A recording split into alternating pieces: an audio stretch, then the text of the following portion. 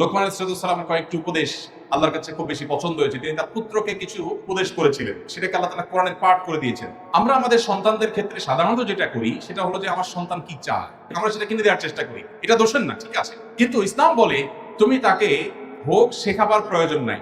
সন্তানের মুখে হাসি ফোটাবার জন্য তুমি চেষ্টা করবে, খুবই স্বাভাবিক, কিন্তু তোমার চেষ্টা হতে হবে তাকে স্যাক্রিফাইস শেখাবার জন্য, ত্যাগ শেখাবার জন্য। দেখুন, এই যে আয়োজন, সিয়ামের আয়োজন বলেন, সালাতের আয়োজন বলেন, সমস্ত আয়োজনগুলো এই স্যাক্রিফাইস শেখাবার আয়োজন। আমাদের ছোট ছোট বাচ্চারা রোজা রাখে, যখন তারা প্রথম রোজা রাখে তাদের কষ্ট হয়, আমরা তাদেরকে সান্ত্বনা দেই, অভয় দেই। এক পর্যায়ে তাদের মুখ শুকিয়ে আসে, তারপরেও তারা রোজা কন্টিনিউ করে, সন্ধ্যা পর্যন্ত রোজা যখন কমপ্লিট করতে পারে আমরা খুশি হই, তারা খুশি হয়ে যায়। এর মধ্য দিয়ে তারা আত্মনিয়ন্ত্রণ করতে শিখে। কারণ আপনার সন্তানের সামনে যে বিশাল জীবন অপেক্ষা করছে, আল্লাহ হায়াতে বাঁচিয়ে রাখলে তাকে, এই জীবনে সে যা কিছু চাইবে সবকিছুই কি তার ব্যাটে বলে হবে? তার জীবনে এমন বহু পরিস্থিতি আসবে যখন তার চাওয়ার সাথে পাওয়ার মিল হবে না, সে যা চাইবে তা হয়তো পাবে না। এই সময়টাতে সে কি করছে? আজকে গোটা পৃথিবীতে আপনি তাকিয়ে দেখেন, বিশেষ করে উন্নত দেশগুলোতে একটু বেশি করে যদি লক্ষ্য করেন, আপনারা আমার চাইতে নিশ্চয়ই ভালো জানেন, আমার অনেকগুলো দেশে যাওয়ার সুযোগ হয়েছে, কিন্তু আপনাদের অনেকে আছেন যারা তার চাইতে বেশি আপনার বাইরে অবস্থান করেছেন। আমরা আমাদের কিশোরদের, আমাদের শিশুদের, আমাদের সন্তানদের তাদের মুখে হাসি ফোটাবার জন্য আমরা যত চেষ্টা করি, আমাদের যতটা সামর্থ্য আছে, উন্নত দেশগুলো, ইউরোপিয়ানদের, আমেরিকানদের, পশ্চিমে, পূর্বে, তাদের সামর্থ্য আমাদের চাইতে অনেক বেশি আছে। কিন্তু আপনি যদি তাদেরকে খুব গভীরভাবে না হলেও সাদামাঠা কোন রকম পর্যবেক্ষণ করবার সুযোগ হয়ে থাকে, সেই সোসাইটি এবং ফ্যামিলিগুলোকে কাছে থেকে দেখার সুযোগ হয়ে থাকে, আমি নির্ঘাত বলতে পারি যে আপনি বলবেন তাদের শিশুদের চাইতে আপনার শিশু অনেক সুখে আছে। তাদের সন্তানদের চাইতে, তাদের কিশোরদের চাইতে মানসিকভাবে আপনার আমার সন্তানরা, আমাদের কিশোররা অনেক ভালো আছে। ডিপ্রেশন যদি বলেন, তো আমাদের সন্তানরা তাদের চাইতে অনেক ভালো আছে, আর তারা অনেক ডিপ্রেসড হয়ে আছে। বৈষয়িক প্রাচুর্য কিন্তু তাদের কম নেই, কিন্তু শান্তি, সেই জিনিসটা তাদের কিন্তু আস্তে আস্তে হারিয়ে যাচ্ছে। কেন হচ্ছে? কারণ ভোগের শিক্ষা আছে, ত্যাগের কোনো শিক্ষা নেই, স্যাক্রিফাইসের কোনো শিক্ষা নেই, যেটা ইসলাম আমাদেরকে দিয়েছে। সমাজ উপস্থিতি আমাদের সামগ্রিক জীবনে আমাদের পরিবার প্রত্যেকটা সদস্যকে স্যাক্রিফাইসের এই শিক্ষাটা দেওয়া এবং চর্চা করা, এটা আমাদের জন্য খুবই গুরুত্বপূর্ণ। আপনারা কর্পোরেট দুনিয়ার মানুষ, আপনারা জকজকে তকতকে পরিবেশে থাকা মানুষ। আমি একটা প্রশ্ন আপনাদের কাছে যদি রাখতে চাই, যে প্রশ্ন আমি আমার এক বন্ধুকে সিডনিতে রেখেছিলাম কয়েক মাস আগে। তিনি মস্ত বড় ইঞ্জিনিয়ার, বড় একটা কোম্পানিতে খুব হ্যান্ডসাম একটা স্যালারিতে জব করেন অনেক দিন থেকে। আমি তাকে বললাম, আচ্ছা ভাই বলেন তো, আপনি হ্যান্ডসাম একটা অ্যামাউন্ট পাচ্ছেন মান্থলি, আপনি অনেক পড়ালেখা করেছেন, অনেক কষ্ট করেছেন, এই সব কিছু করে আলটিমেটলি আপনি কি করছেন? আপনি বলেন যে কেমন কথা এটা, যে চাকরি করছি, ভালো একটা চাকরি করছি। তার বললাম, ভালো একটা চাকরি করছেন, এটা জিস্ট আমি যদি বলি, এক লাইনে যদি বলতে বলি, আপনি কি বলবেন? মানে আপনার অ্যাচিভমেন্টটা কি জীবনে? তুমি কিছুটা চিন্তাগ্রস্ত হয়ে পড়বেন। আমি আপনাকে হেল্প করি। আপনি আসলে একটা কোম্পানিকে সার্ভ করছেন, বিনিময়ে আপনি কি পাচ্ছেন?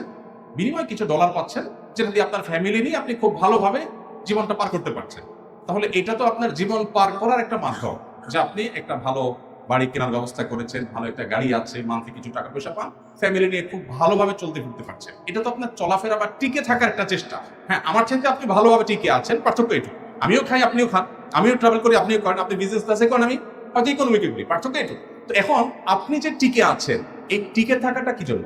তো তিনি বলতে পারছিলেন, আমরা যারা কর্পোরেট দুনিয়াতে আছি, আমি আইদার কোনো কোম্পানিকে অথবা নিজের কোম্পানিকে, আমি কোন একটা লোগোকে, কোন একটা ব্র্যান্ডকে আমি সার্ভ করছি, এবং এটার জন্য আমার সমগ্র জীবন আমি শেষ করেছি। আমি যদি আর একটু পেছনে যাই, একেবারে শৈশবে চলে যাই, একজন বাবা, একজন মা তার সন্তানকে ভালো একটা স্কুলে ভর্তি করাবার চেষ্টা করেন। কেন?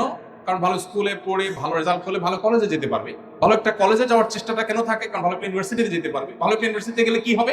ভালো একটা জব পাবে, সেজন্য ভালো একটা ক্যারিয়ার হবে সেজন্য। আচ্ছা, ভালো একটা জব পেলাম, ভালো একটা ক্যারিয়ারও হলো, এরপর এরপর কি চাকরি করব বা ব্যবসা করব, মান্থলি টাকা পয়সা আসবে, বুঝলাম। তো আমার জীবনের গোলটা আসলে কি? তাহলে দিন শেষে একজন খেটে খাওয়া দিনমজুর, তিনিও বেঁচে আছেন, আমিও বেঁচে আছি, তার চাইতে আমি একটু ভালোভাবে বেঁচে আছি, পার্থক্য এটি। তাহলে কি আমি এভাবে বলতে পারি যে আমার সমগ্র জীবনের একেবারে শুরু থেকে আজও পর্যন্ত পুরো জীবনভর আমি যা করেছি, আমি স্কুলে পড়েছি, কলেজে পড়েছি, ভার্সিটিতে পড়েছি, আমি জব করেছি, ট্রেনিং নিয়েছি, দেশ বিদেশ করেছি, সবগুলো করেছি ফর কোম্পানি। কোম্পানিকে আমার সারা জীবন দিয়ে শেষ মুহূর্তে এসে আমি রিটায়ারমেন্টে গিয়ে এবার মৃত্যুর জন্য অপেক্ষা করছি। তো কোম্পানির জন্য সারা জীবন আমি দিলাম, কোম্পানি আমাকে কি দিল? কিছু স্যালারি দিল, বেঁচে থাকার প্রয়োজন। সময় উপস্থিত আমরা যদি এইভাবে লক্ষ্য করি, তাহলে দেখতে পাবো যে আমাদের জীবনের আসলে চূড়ান্ত বা স্পষ্ট কোনো লক্ষ্য নেই। আমি কেন বেঁচে আছি? আমাকে বেঁচে থাকার জন্য কিছু স্যালারি দেওয়া হচ্ছে, আমি বেঁচে আছি। তার বেঁচে থাকাটা কি জন্য? বরং আমি যদি অন্যভাবে চিন্তা করি, আমরা রাতে ঘুমাই, কেন ঘুমাই? কারণ সকালে আমার জবে যেতে হবে, ডিউটিতে যেতে হবে, কোম্পানিতে কাজে যেতে হবে, বা আমার নিজের কোম্পানিতে যেতে হবে। তো আমার রাতের ঘুমটাও মূলত জবের জন্য। আমি একটু খাওয়া দাওয়া করে সুস্থ থাকার চেষ্টা করছি জবের জন্যই। তার পুরো লাইফটা আমি সার্ভ করছি মূলত একটা কাজের জন্য। এভাবে একটা সিস্টেমের মধ্যে আমরা সবাই প্রবেশ করে গেছি। এমনকি দুর্ভাগ্যজনক বাস্তবতা হলো এখন আমরা ফ্যামিলিকে সময় দেওয়ার সুযোগ পাই না, এবং যার কারণে প্রত্যেকটা পরিবারে এখন টাকা পয়সা, ভোগবিলাসের উপায় উপকরণ, আমাদের সামাজিক মর্যাদা ইত্যাদি এগুলোর কমতি আমাদের না থাকলেও সুখ এবং মানসিক প্রশান্তির বড় বেশি অভাব। এই জায়গাটাতে আমাদের নতুন করে রিয়ালাইজ করার সুযোগ আছে। সিয়াম বা রমজান আমাদেরকে সেই জিনিসটিকে দারুণভাবে উদ্বুদ্ধ করে, সেই জিনিসকে দারুণভাবে শেখায়।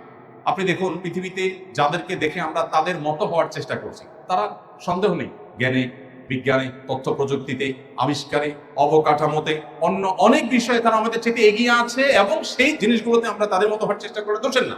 কিন্তু কালচারের কথা যদি আপনি বলেন, তো আমি নির্দ্বিধায় বলতে পারি, আপনি যে কালচার ধারণ করেন এজ এ মুসলিম, আপনার সে কালচারাল দিক থেকে আপনি ওর চাইতে, ও যদি জাগতিক বিষয়গুলোতে আপনার চাইতে 200 বছর এগিয়ে থাকে, তো আপনি কালচারাল দিকগুলোতে, পারিবারিক সুখে, দাম্পত্য শান্তিতে আপনি তার চাইতে 400 বছর এগিয়ে আছেন। আমরা আমাদের সমাজে স্বামী স্ত্রীর মধ্যে যে ভালোবাসাটা দেখি, তারা এগুলো তো কল্পনা করতে পারে না। আপনারা আমার চাইতে ভালো জানেন, তাদের ব্যাপারটা বেশিরভাগই হলো অনেকটা রুমমেট বা ম্যাচমেটের মতো, যে ঠিক আছে আমি ইলেকট্রিসিটি বিল দিচ্ছি, তুমি গ্যাস বিল দাও, আমি পানি বিল দিচ্ছি, তুমি বাজার খরচের টাকাটা দাও। এ হলো তাদের অবস্থা। আমাদের পারিবারিক জীবনে যত অশান্তি থাকুক না কেন, দিন শেষে একজন স্বামীর সাথে একজন স্ত্রীর যে বন্ডিং, যে ভালোবাসা, এটা আসলে তারা কল্পনা করতে পারে না।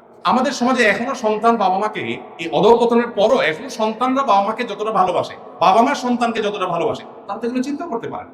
আমাদের এই সুখের জায়গাটাতে আমরা অনেকেই খুব যথাযথভাবে আমাদের উপলব্ধিটা সেভাবে আমাদের হয়ে উঠছে না, এবং আমরা হীনমন্যতায় ভুগি। অ্যাজ এ মুসলমান আমাদের ইসলামের চর্চাটা যেমন বাড়ানো দরকার, ইসলামটাকে বোঝা দরকার, ইসলামটা আমাদের পরিবারের মধ্যে খুব চমৎকার ভাবে গেঁথে দেওয়া দরকার, এবং চর্চাটা বাড়ানো দরকার। এর ফলে কি হবে?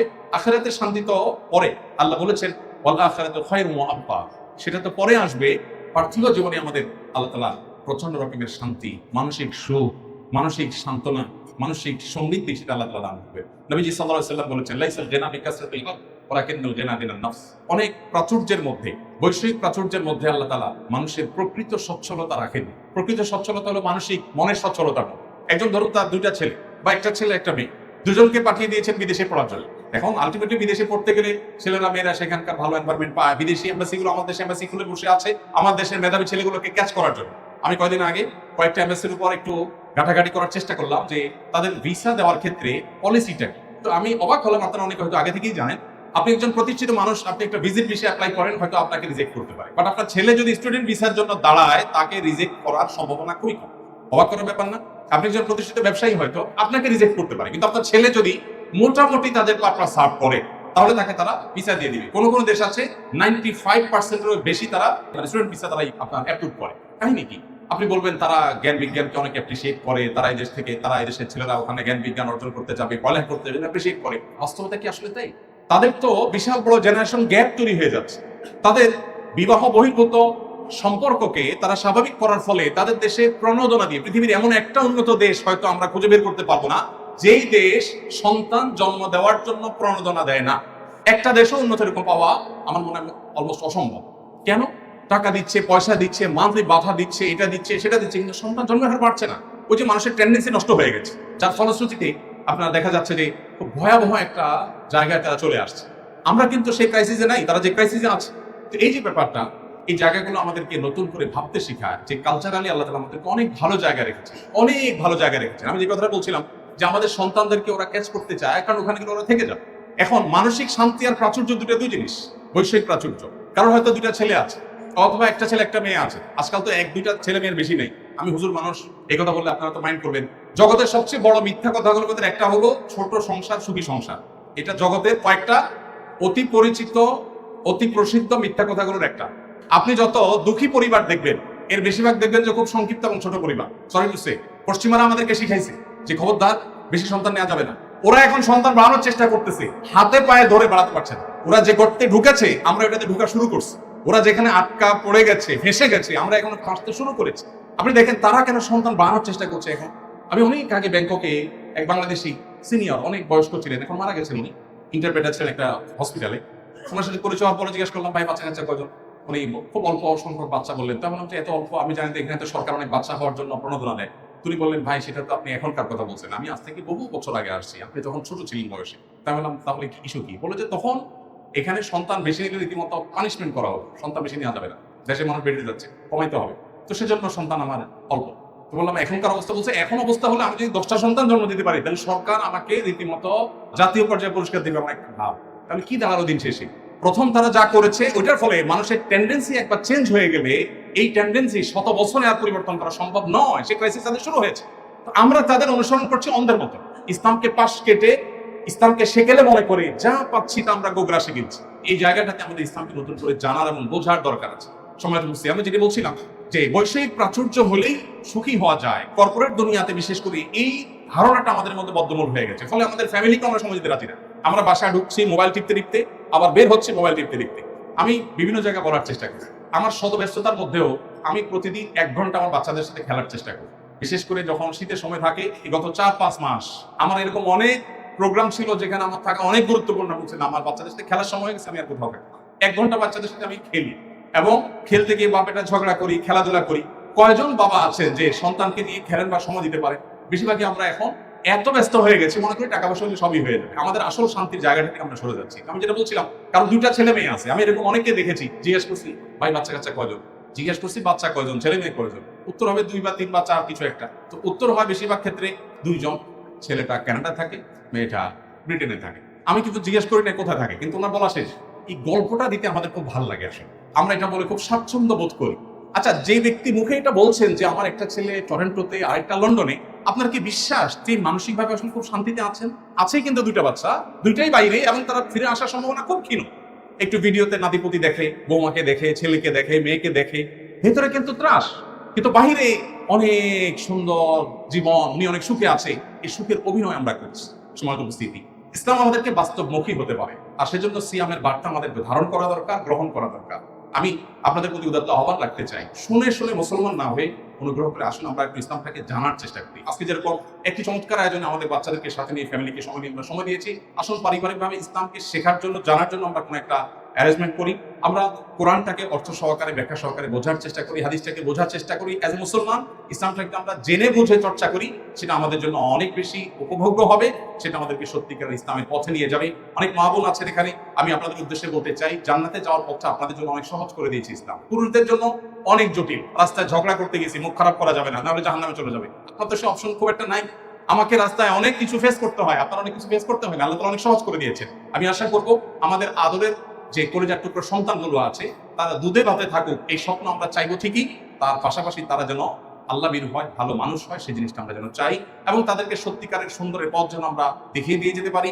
মা হিসাবে আপনাদের দায়িত্ব বাবাদের চাইতে এই জায়গাটাতে একটু বেশি। আপনারা যদি এটা করতে পারেন তাহলে এটা হবে আপনার আমার আখিরাতের সবচেয়ে বড় পুঁজি, সবচেয়ে বড় অর্জন। আল্লাহ তাআলা আমাদের সবাইকে সে তৌফিক দান করুন।